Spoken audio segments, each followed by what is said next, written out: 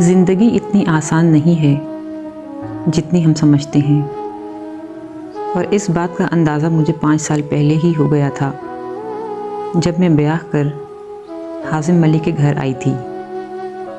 میں اپنے ماں باپ کی اکلوتی اولاد تھی اور فطرتاً لاڈلی بھی تھی، تبھی زندگی کے مسائل سے بے خبر تھی۔ لیکن جب میں حازم ملک کی زندگی میں شامل ہوئی تو مجھے اندازہ ہوا کہ زندگی بہت مختلف ہے۔ مجھے وہ دن کبھی نہیں بھول سکتا جب میں لال جوڑا پہنے نکاح کے 3 بول بول کر ہمیشہ کے لیے یہاں آ گئی تھی۔ حازم کے والدین وفات پا چکے تھے اور وہ لاہور کے ایک اپارٹمنٹ میں اکیلا رہتا تھا۔ وہ انجینئر تھا اور میں ڈاکٹر۔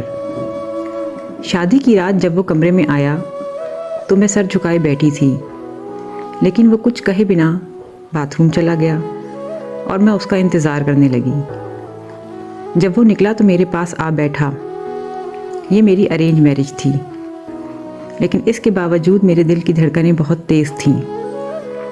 لیکن اگلے ہی لمحے اس ظالم نے میرا ہاتھ زور سے پکڑا اور بے دردی سے انگلی میں انگوٹھی پہنا دی۔ اس وقت وہ مجھے کوئی وحشی درندہ لگا تھا۔ میری ایک بات یاد رکھنا امل، میں نے تم سے شادی تو کر لی ہے، لیکن کبھی خود کو میری بیوی مت سمجھنا۔ مجھے گھورتا ہوا وہ کہہ رہا تھا، پھر ایک جھٹکے سے اٹھا اور اپنا تکیہ اٹھا کر صوفے پر جا لیٹا، اور میں اپنی جگہ حیرت کا مجسمہ بنی بیٹھی رہی۔ اپنی سہاگ رات میں نے رونے میں گزاری تھی۔ اگلے روز ولیمہ تھا اور وہ سب کے سامنے مجھ سے بہت اچھے سے پیش آ رہا تھا، لیکن جب رات کو میں کمرے میں آئی تو وہ مجھ سے بنا بات کیے یہ کہہ کر کمرے سے نکل گیا کہ میں آج رات کہیں جا رہا ہوں، تم سو جانا، میرا انتظار مت کرنا۔ اور میں بے یقینی سے اسے دیکھ رہی تھی۔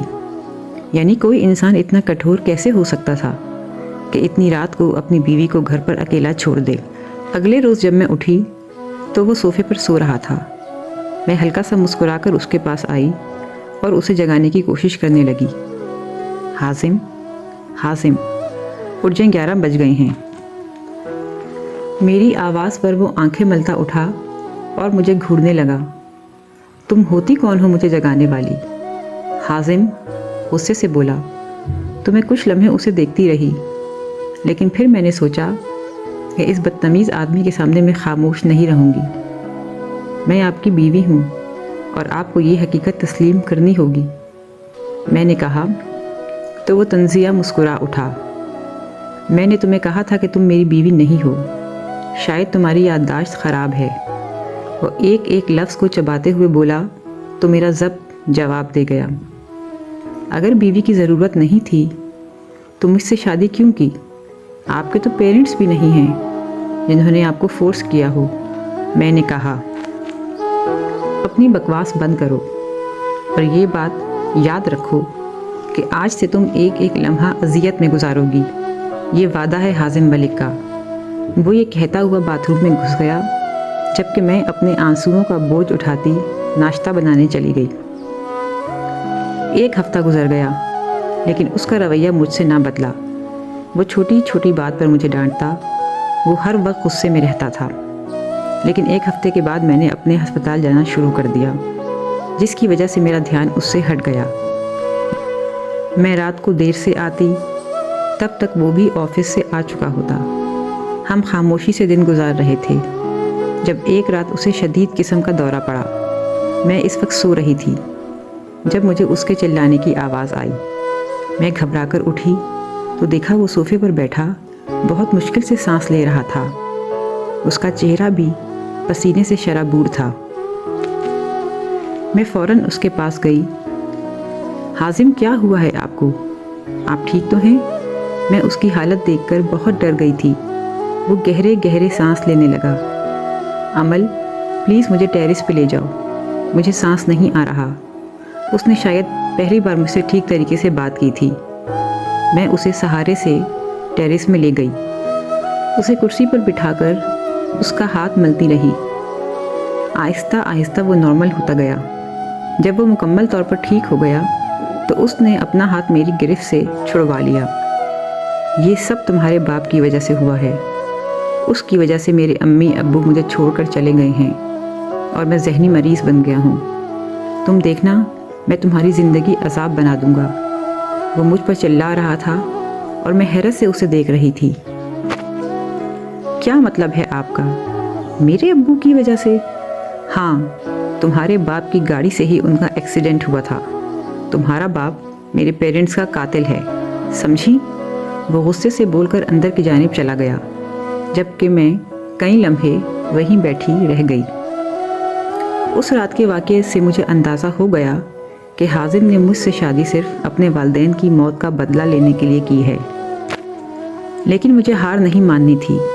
مجھے اسے چھوڑنا نہیں تھا، بلکہ اسے سمجھنا تھا۔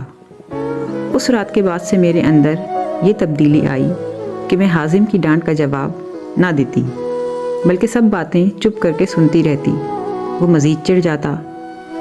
اس دن میری چھٹی تھی تو میں نے بہت محنت سے حازم کے لیے کھانا بنایا۔ وہ تھکا ہوا آیا تھا تو میں اس کے پاس گئی۔ حازم، آج میں نے بہت محنت سے آپ کے لیے کھانا بنایا ہے۔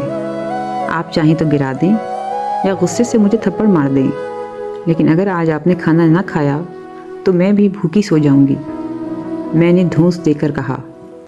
تو وہ کچھ دیر مجھے گھورتا رہا، پھر ہلکا سا کہہ کر کھانے کی میز کی جانب بڑھ گیا، جبکہ میں اسے دیکھ کر مسکراتی رہی۔